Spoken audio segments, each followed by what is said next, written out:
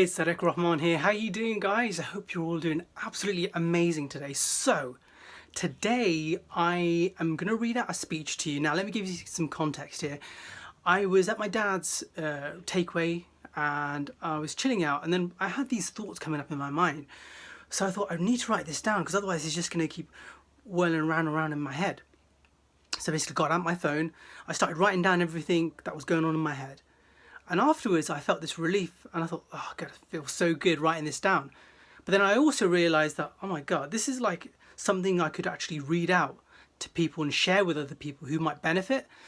So I'm going to read out to you now, but bear in mind, this is going to be deep, all right? I'm just going to be completely honest with you. If you're not into this sort of stuff about spirituality, consciousness, about God, then you might as well just click out this. However, if you like the stuff that I produce, then it's worth listening. So, are you ready? So I'm just going to read out from my phone. The life of this world, sometimes I think, is it actually worth it? I mean, the struggles that we as human beings have to go through, we have to then die. And then what else? What's the purpose? What's the purpose of our life? For someone who has no belief in God, then it is what it is, right? Evolution. That might be the scientific answer anyway. What's the spiritual purpose behind our design as species? Well, that's the question that I ask. Why do we live? Well, the way I see it is that life is a test. You either are aware of it or you're not. Maybe it's through some kind of difficulty, or maybe it's COVID-19 that's woken you up. Well, whatever the case or problem may be, we know that pain can awaken us. But that still doesn't answer the question of why we are here. I mean, what is our ultimate goal, or what is our ultimate purpose of life? Do we go by the motto of you only live once? Is that the purpose?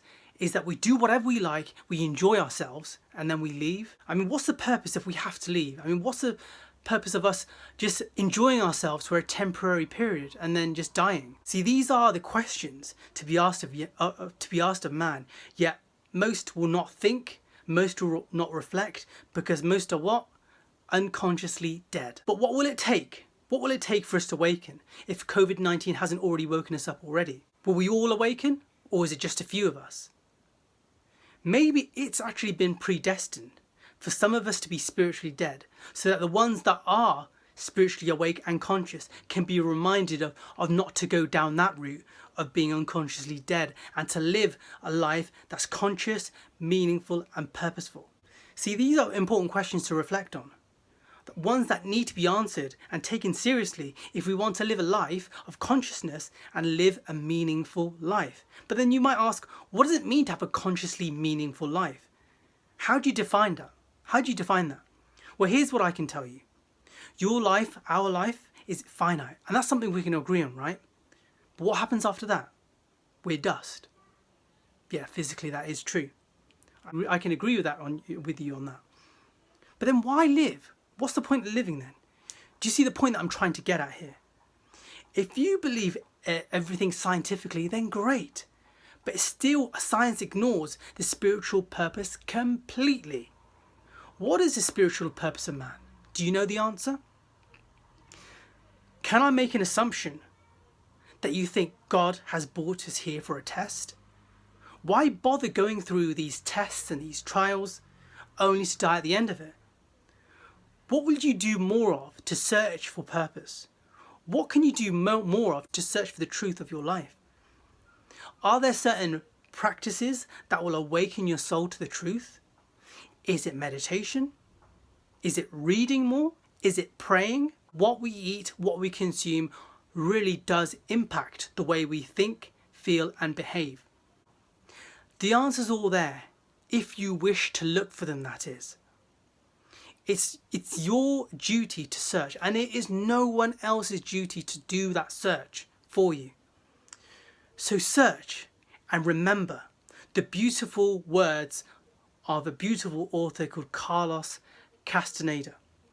And he says this, that a path is only a path, and that you have to look at every path closely and deliberately, and try to think of it as many times as it is necessary.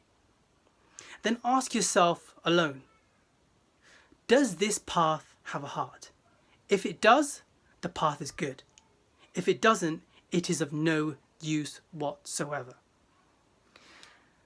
So a lot to contemplate on, a lot to think on. I wrote that speech, as I say, in one go last week, and I thought I'd share with you, and I hope it has given you some food for thought to really contemplate. So it's really, really important on that. So I hope you've enjoyed this video as much as I've enjoyed reading it.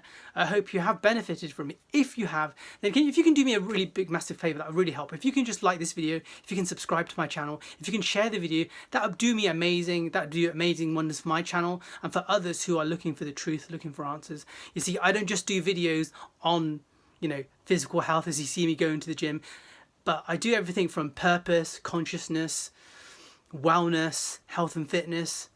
Those are sorts of things that I talk about. Until then, have an amazing day, and I, my friend, will speak to you soon. Take care.